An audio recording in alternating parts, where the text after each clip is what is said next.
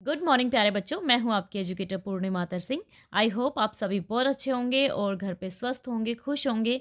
तो चलिए बच्चों, स्टार्ट करते हैं आपके टर्म 2 की तैयारी। आई नो आप लोग ये सोच रहे हैं कि मैम अभी तो एग्ज़ाम ख़त्म हुए हैं, बट बच्चा आप लोगों की वर्कशीट आ गई हैं।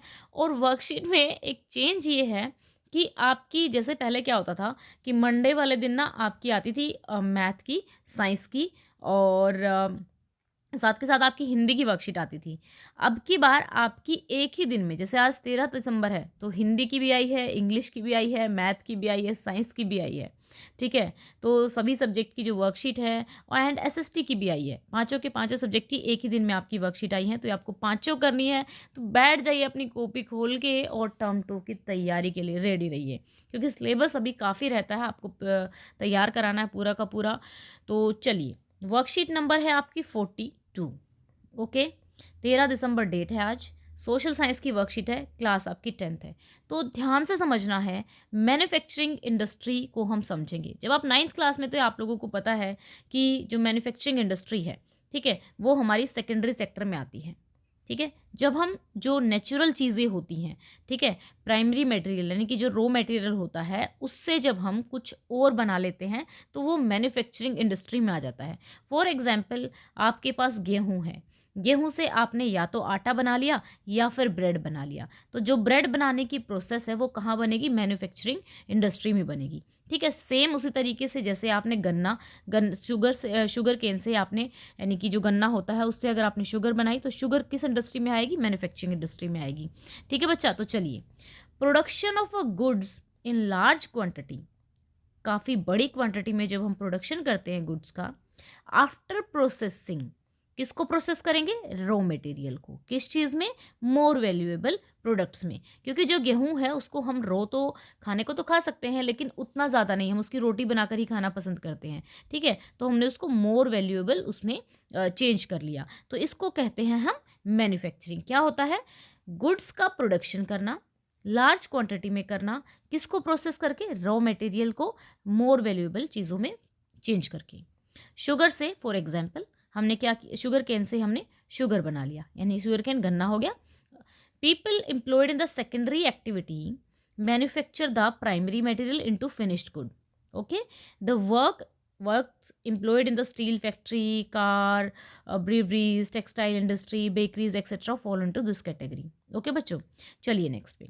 अब इम्पोर्टेंस देखिए, एक तो फॉर एग्जांपल आपके आपके अगर आसपास गांव में भी कोई फैक्ट्री आके सेटअप हुई है, तो वो चाहेगी कि वहाँ के लोग जाके काम कर सकते हैं, सफाई का काम कर सकते हैं, वहाँ पे जो भी सामान बन रहा है उसको बनवाने में हेल्प कर सकते हैं, पैकिंग में हेल्प कर सकते हैं।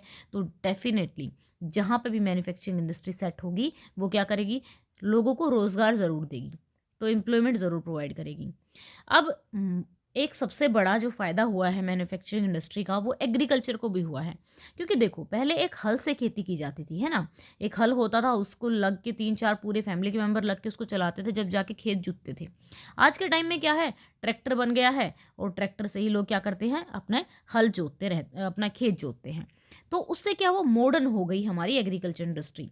आज के टाइम में बीज बोने के लिए पहले क्या करता था किसान? क्या करता था? एक थैला टांग लेता था, उस थैले को लेके और उसमें से बीजों को अपना बाहर की तरफ फेंकता रहता था। ठीक है, तो इस तरीके से अपना हाथ लेके।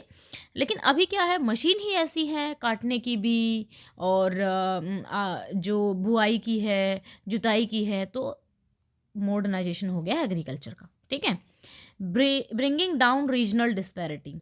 डेफिनेटली लोग मतलब रीजनल डिस्पैरिटी कैसे? जैसे मान लो कि एक क्षेत्र में गेहूं ज़्यादा होता है, एक क्षेत्र में चावल ज़्यादा होता है। ठीक है, तो चीज़ें मैन्युफैक्चर होके इधर से उधर जा सकती हैं।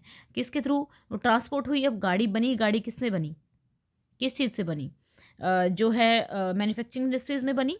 Eradication of unemployment, bringing in much needed foreign exchange. अब ये आप कहोगे कि फॉरेन एक्सचेंज क्या चीज़ है? फॉरेन एक्सचेंज क्या होता है? फॉर एग्जांपल, हमने अपने जो प्रोडक्ट बनाए वो हम दूसरी कंट्री में बेच के आए, दूसरे देश में बेच के आए, तो हमें पैसा डॉलर में मिलने वाला है, और डॉलर जो होता है फॉरेन एक्सचेंज का काम करता है। ठीक है, तो चलिए नेक्स्ट पे चलते हैं। अब रिलेशन क्या है एग्रीकल्चर इंडस्ट्री का? और देखो, एग्रीकल्चर और इंडस्ट्री दोनों आपस में क्या करती हैं? एक दूसरे के साथ साथ चलती हैं। अब जैसे आप मैंने आपको एग्जाम्पल दिया वीट का, हमेशा यही देती हूँ मैं। व्हीट का। गेहूँ से आपने क्या बनाया? ब्रेड। अरे जब गेहूँ ही आपको नहीं मिलेगा तो आप ब्रेड बना के क्या करोगे? और गेहूँ को आप प्रोसेस नहीं कर पाओगे तो अकेले गेहूँ से क्या करोगे? सेम फिर से एग्जांपल यहाँ पे मैं समझाती हूँ। एग्रीकल्चर इंडस्ट्री क्या करती है? जो मैन्युफैक्चरिंग इंडस्ट्री है, ठीक है? एग्रीकल्चर जो है वो इंडस्ट्री को क्या प्रोवाइड करता है? रॉ मटेरियल प्रोवाइड करता है। और फिर जो इंडस्ट्री है वो एग्रीकल्चर को क्या नए-नए टूल प्रोवाइड करती है।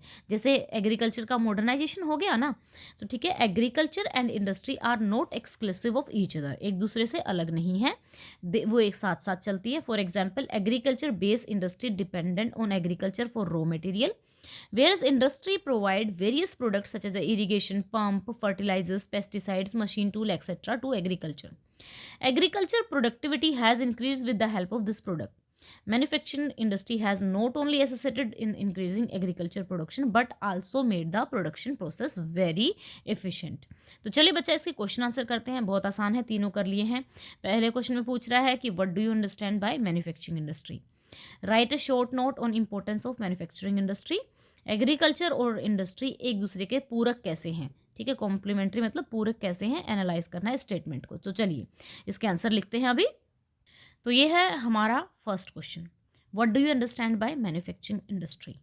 Production of a goods in a large quantity after processing from raw material to more valuable product is called manufacturing, ठीक है, ये लिखेंगे। नेक्स्ट क्वेश्चन है आपका, write a short note on importance of manufacturing. जो डब्बे में बनाकर लिखा हुआ है, ठीक है, वो भी आप लिख सकते हैं और इसको पॉइंट्स में बनाकर भी लिख सकते हैं। इम्पोर्टेंस ऑफ मैन्युफैक्चरिंग इंडस्ट्री लिखेंगे, उसके बाद जितने पॉइंट आप याद रखना चाहते हैं वो लिख सकते हैं। ये मॉडर्नाइज करती है किसको? एग्रीकल्चर को। एम्प्लॉयमेंट प्रोवाइड करती है, रीजनल डिस्पैरिटी को कम करती है, eradication of unemployment, bringing in much needed foreign exchange. ये मैंने सारे समझा दिए हैं, किस तरीके से होंगे आप कर लेना। चलिए, एग्रीकल्चर और industry is complementary to each other. Analyse the statement. Agriculture based industry depend on the agriculture for raw material, ठीक है, whereas industries provide various products such as the irrigation pump, fertilizers, pesticides, machine tool, etc. to the agriculture. Agriculture productivity has increased with the help of this product. Manufacturing industry has not only assisted in increasing agriculture production but also made the production process very efficient, ठीक है। तो इसीलिए इनको क्या कहा जा सकता है? इनको एक दूसरे का कॉम्प्लीमेंट्री कहा जा सकता है। तो ये 3 क्वेश्चन थे बच्चा, ये तीनों हमारे हो गए हैं। आई होप सो कि आपको अच्छे से समझ में आ गया होगा। और अगर वीडियो अच्छी लगी है तो वीडियो को लाइक करना ना भूलें और साथ के साथ मुझे मैसेज ज़रूर करना है, क्योंकि मैसेज से हम एक दूसरे से कनेक्ट होते हैं, आप लोगों के बारे में जानने का मौका मिलता है।